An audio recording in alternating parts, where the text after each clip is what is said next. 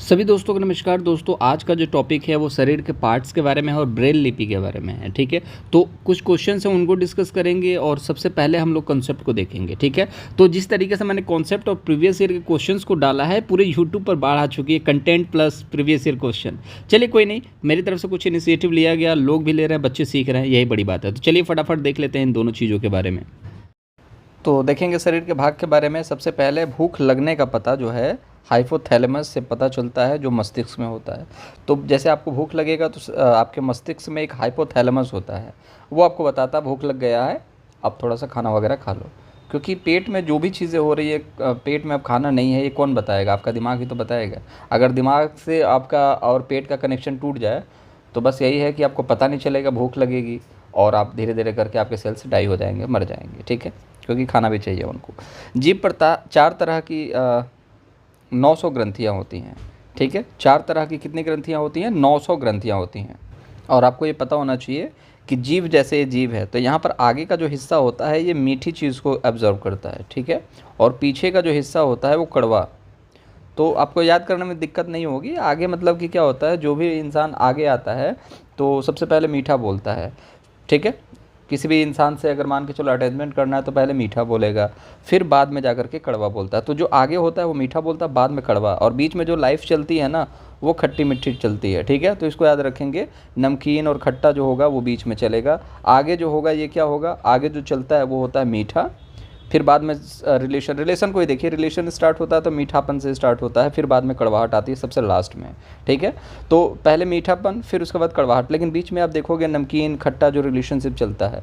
तो इस तरीके से आप जीभ को याद कर सकते हैं। आगे जो होता है मीठा, पीछे होता है कड़वा, और साइड में होता है नमकीन और खट्टा। ठीक है, चलिए अब देखेंगे। चबाकर खाने से लार से टाइलिन निकल करके स्टार्च का माल्टोज शुगर में बदल देता है, जिससे भोजन मीठा लगने लगता है। अब देखिए होता क्या है, जब आप खाना खाते हैं बिल्कुल सूखा होता है, जब उसको आपको बोला जाता है चबा चबा कर खाइए, तो जो आपका लार है ना, लार से टाइलिन निकलता है। ठीक है, तो आपने जो खाना खाया, बोला जाता है कि जैसे कि आपने खाना खाया, आप बार बार चबाओगे तो जो आपके लार से टाइलिन निकला है ना, वो स्टार्च का माल्टोज शुगर में बदलता है। जैसे कि आप खाना जो खा रहे हो वो स्टार्च है, अब उसको बदला जाता है। जैसे रोटी खा रहे हो, अब रोटी तो स्टार्च है, लेकिन जब आपके जीभ से टाइलिन निकलेगा, जो लार है आपका, वो लार अगर जब खाने को लपेटेगा मुंह में, मान के चलो मुंह में लपेटता है उसको, तो जो स्टार्च है, जो खाने में स्टार्च है, उसको किस में कन्वर्ट कर देता है? माल्टोज में कन्वर्ट कर देता है। ठीक है, जिससे भोजन जो होता है मीठा लगने लगता है। आप इस चीज़ को याद रखेंगे। ठीक है, बहुत ज़्यादा इंपॉर्टेंट नहीं है, बट फिर भी एक बार देख लेना। इसकी PDF आपको टेलीग्राम पर मिल जाएगी। ठीक है, पकाने के तरीके होते हैं भूनकर, उबालकर, तलकर और सेंक कर। इसको याद रखेंगे, बार बार पूछा गया है। तो आप देखो, भून करके जैसे चना वगैरह भूना जाता है, जब भी व्रत वगैरह आता है आप देखोगे तो क्या भूना जाता है, उसको क्या बोलते हैं? मूंगफली के दाने। उबाला जाता है, आलू उबाला जाता है, तला जाता है, क्या पूड़ी तली जाती है, सेकी क्या जाती है? रोटी सेकी जाती है। ठीक है, हमारे पेट का टेम्परेचर 30 डिग्री होता है, और पेट में पाया जाने वाला रस जो होता है अम्लीय होता है। 7 से नीचे को अम्लीय कहते हैं, इसको याद रखेंगे, और 7 से ऊपर को क्षारीय कहते हैं।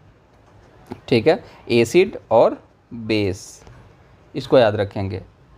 चलिए, जो इम्पोर्टेंट चीज़ें होंगी और जो छूट सकती हैं तो वो हम लोग जब प्रीवियस ईयर क्वेश्चंस को डिस्कस करेंगे, जो इम्पोर्टेंट क्वेश्चंस हैं प्रीवियस ईयर में पूछे गए, तो फिर सारी चीज़ें मैं वैसे ही कवर कर दूंगा, तो टेंशन नहीं लेना।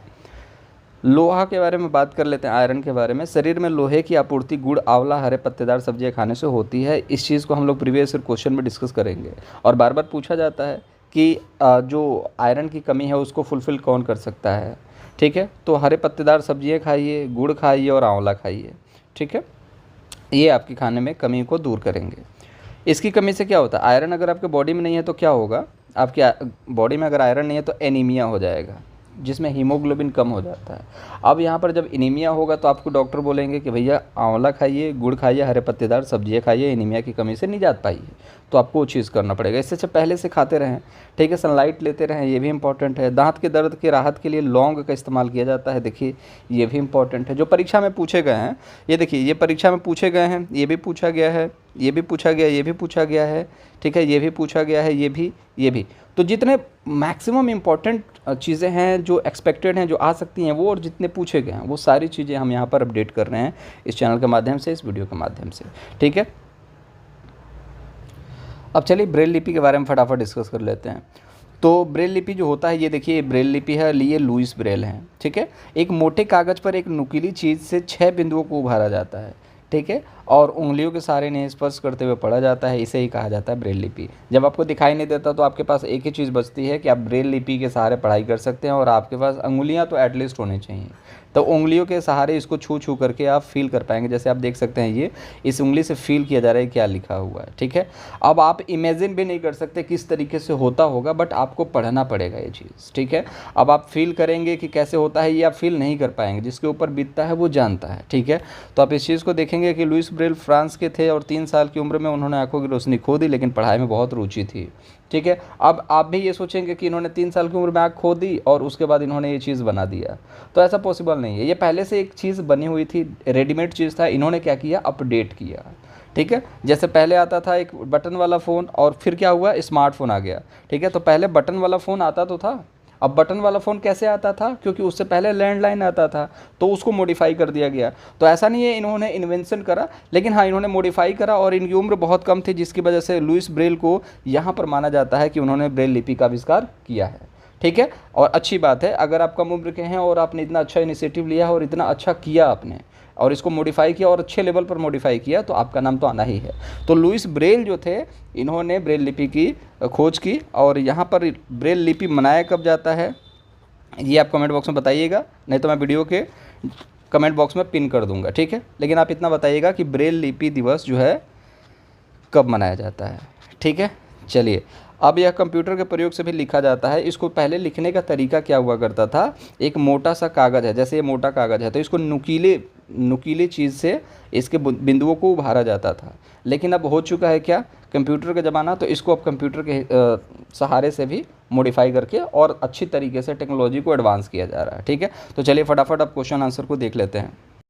तो क्वेश्चन पर आ जाते हैं, फटाफट क्वेश्चन देख लेते हैं।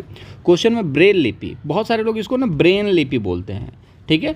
तो ब्रेन से कनेक्शन नहीं है, ब्रेन मतलब होता है दिमाग, और यहाँ पर ये जो बात होती है ना, ये आंखों को लेकर के होती है, पढ़ने को लेकर के होती है, ठीक है। तो ब्रेल लिपि याद रखेंगे इस चीज़ को।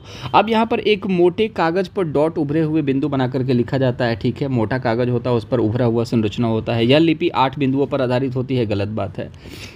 बिंदियों की पंक्तियों को एक नुकीले औजार से बनाया जाता है। जब उभारा जाएगा, किसी भी मान के चलो कि ये मोटा कागज़ है, इसको उभारा जाएगा अगर, तो कहीं ना कहीं एक नुकीले औजार से ही बनाया जा सकता है, ठीक है। तो ये फैक्ट है, ठीक है। उठी हुई बिंदुओं पर उंगलियां चला करके, तो जब आंखें नहीं है, जैसे कि आपके पास ब्रेल लिपि इस्तेमाल करनी मतलब कि आप देख नहीं सकते, तो आप ब्रेल लिपि चलाते हो, तो जाहिर सी बात है आपको वहाँ पर उंगलियां फेर करके ही सेंस के द्वारा आपको देखना पड़ेगा कि आखिर यहाँ पर है क्या चीज़, ठीक है। और कितने बिंदुओं पर आधारित होती हैं, 6 बिंदुओं पर, बार बार पूछा जाता है। तो अब यहाँ पर हम लोग ऑप्शंस को तलाशेंगे। पहले तो दूसरा नंबर गलत है, आंसर फर्स्ट, थर्ड और फोर्थ, ये 3 सही है। तो फर्स्ट, पहला, तीसरा और चौथा, तो आंसर नंबर फर्स्ट ये आ जाएगा। सही आंसर क्या है, आंसर नंबर फर्स्ट आप देख सकते हैं, ठीक है। तो चैनल को सब्सक्राइब कर सकते हैं, कुछ बताना है, पूछना है तो कमेंट बॉक्स में पूछ सकते हैं। अपडेटेड कंटेंट है, कंज्यूम कीजिए, अच्छा नंबर आएंगे। चैनल को सब्सक्राइब जरूर कीजिएगा, वीडियो को लाइक जरूर कीजिएगा। टेक केयर, अपना ख्याल रखेंगे, बाय बाय।